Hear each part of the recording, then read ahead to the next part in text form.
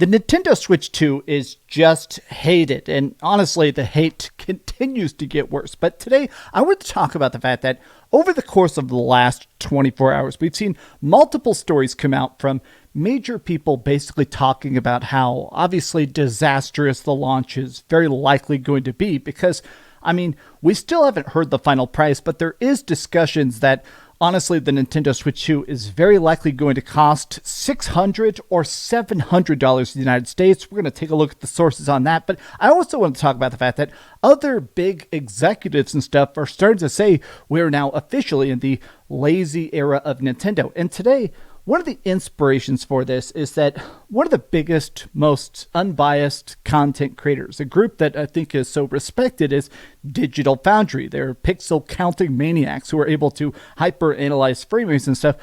They're doing sponsored Nintendo content and their fans are pissed. They're literally being paid to advertise. They're posting commercials saying, be sure to buy the Nintendo Switch 2.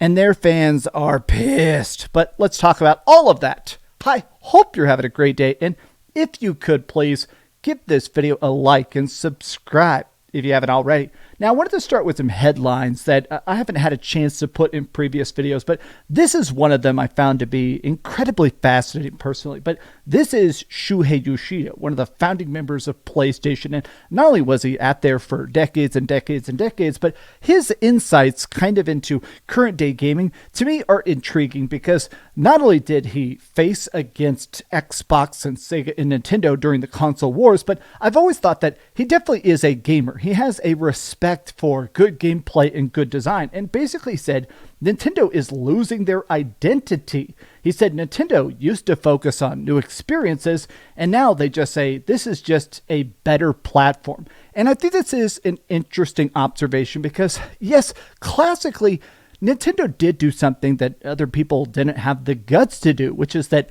they would innovate. They would actually just invent completely new stuff. If you are playing the Nintendo, you go to the Super Nintendo. Now you've got shoulder buttons going from the GameCube to the Wii. Now you've got the first motion controls. It is weird to consider the fact that going from the Switch to the Switch 2, it's the exact same system with more horsepower. Like, the reason I find this to be so strange is that, think about this. The 3DS. The 3DS is still, in my opinion, the most mind-blowing thing that has ever been invented in gaming. A two-screen system that not only had tons of RPGs and interesting platformers and crazy puzzle games, only Nintendo could have sold that, and they sold it perfectly. They made tens of billions of dollars off that. Modern day Nintendo is now literally bragging about how boring the Switch 2 is. They did an interview exactly 2 weeks ago where they straight up said, yeah, we specifically wanted to not make anything unique. We wanted this to be the safest, most boring, bare bones system. I almost feel like this is part of the reason people are perhaps more critical of the Switch 2 than some people probably would have predicted. I do think that a lot of it comes down to the fact that there's not that interesting change. Typically, if you're seeing it, it's like, wow, here's that cool new innovation. It's worth that high price tag because this is the Nintendo-only experience. Whereas now people are saying, okay, I've already got hundreds of games in my backlog for my Nintendo Switch original. Am I really going to buy an upgraded system that's the exact same thing, but 10% better for 8 times the freaking cost? No, absolutely not. I do find it interesting that when you actually click any Nintendo tweets, this is a Nintendo of America tweet from last night where they're talking about the upgrade Switch 2 editions of Zelda, and 100% of the comments are pissed. How about dropping that price? How about drop that pre-order date? It's crazy that they're hyping up these 2 Zelda games from years ago. These editions, by the way, they specifically mentioned the fact that these do not have the DLC included. These are extremely expensive $80 editions with absolutely nothing. If anything, they're worse than the Nintendo Switch versions. But I do find it interesting that any amount of this pushback, the price tags are also enhanced. I think it's interesting because typically when it came to Nintendo, and especially Nintendo fans, I feel like Nintendo has always done something very smart that the other industry aspects have not done as well, which is that, let's face it, Nintendo exists for a profit, the same way that Square Enix does and Capcom does, but typically the way you would make the most profit is by making the best games or making it so that people are excited for the next Splatoon or the next piece of DLC.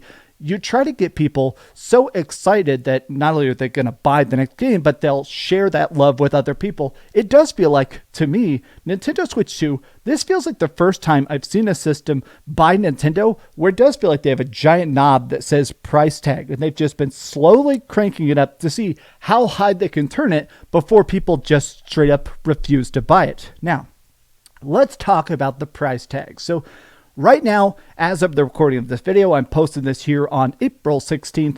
We still have no idea what this thing is actually going to cost. We don't have an official price tag yet. Other regions have been able to pre-order it, like parts of Europe and Asia and stuff, I think have all been able to pre-order it. But here in the United States and also in Canada, you still can't pre-order it. And a lot of it's because the president is doing these very flip-floppy tariffs. This is an article from 2 days ago saying China-made Nintendo Switch 2 is in line for the 145% tariff hit. Now, two pieces of update. One, we do know for a fact that a lot of Nintendo Switch 2s are being made in China. A lot are also being made in Vietnam. As of the recording of this video, literally about 2 hours ago, I think they just raised the tariffs up to like 170%, or sorry, 270%, something insane. But I feel like part of the problem is the fact that Nintendo's in a spot where they're trying to bet on the profit. They're trying to price it so that they admitted that the original $450 price tag, which even that was so damn expensive, that was the pre-tariff price.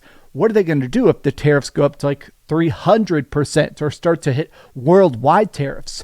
Nintendo is going to try to make it as profitable as possible. They're going to charge you more. There is a good chance that if these tariffs aren't removed, not just these, he keeps pausing it and unpausing it like every 2 days.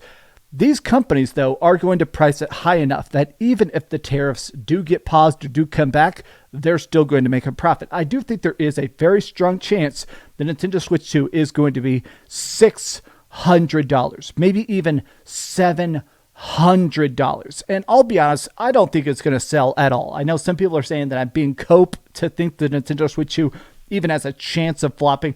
I do 100% think that if you have to pay over $550 for this system, no shot is the thing. This is going to have such a weak year one, especially because you're like, buy Zelda ports for $100 a pop and Mario Kart for $100. But I think what kind of conveys Nintendo's panic is the quiet lack of communication.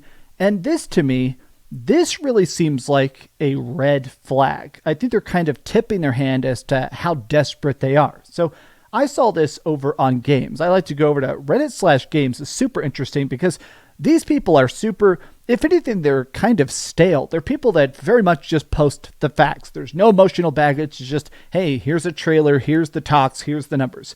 And they posted, I was absolutely shocked to see this video pop up my feed, but Digital Foundry posts a Nintendo Switch commercial. Not a thing. There's no voiceover by the Digital Foundry.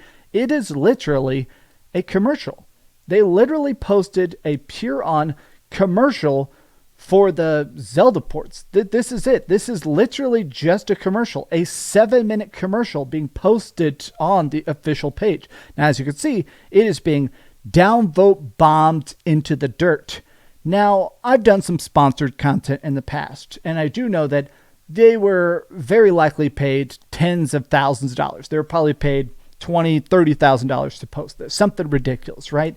So a lot of people, though, are saying, okay, but this really, really hurts your brand. In my opinion, the reason I don't do more ad content, you'll probably notice that when I do sponsorships, I typically like to do food and drink. Here's Factor, stuff like that. I want to make stuff that's easy to convey. Okay, here's a paid opinion. Here's a honest, genuine opinion, right? Here's a game review. There's nothing on that, right?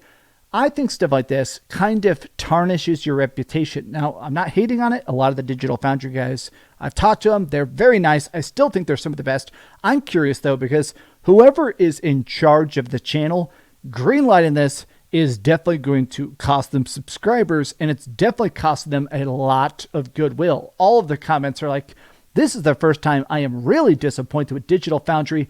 This should have been marked as an ad, not as sponsored content. This was not even made by Digital Foundry. Seriously, guys, this is straight up an ad. Literally, every single hundreds and hundreds and hundreds of comments saying, "You've been acquired by IGN." I keep clicking through the video to try to hear the voice of John, Alex, Rich, Oliver, any of the people that actually work on it, but it's just that crappy Nintendo narrator. It is interesting to me that I think, to me, this does signal very clearly that Nintendo knows stuff is about to be bad, that when they actually reveal the price tag of the Switch 2, it's going to be met with a tremendous amount of backlash. And I think they're almost trying to build up a groundswell of positivity. Even if it's got to be paid, they're at a point where they will just literally smile and wave, just stop the bad presses even for a second. I'm in a spot where the Nintendo Switch 2, I am still curious to try it, but at this point, the word hyped is definitely not the case. I can say with genuine, full-throated conviction, I am not excited for the Switch 2 at all. I don't think I've ever been so underwhelmed by a Nintendo system ever. But we'll see how it's actually received at launch. How do you guys feel about the Nintendo Switch 2, and how do you feel about this Digital Foundry drama? Tell me your thoughts in the comments down below, and if you enjoyed this video, be sure to give it a like and subscribe if you haven't already, and please keep dreaming.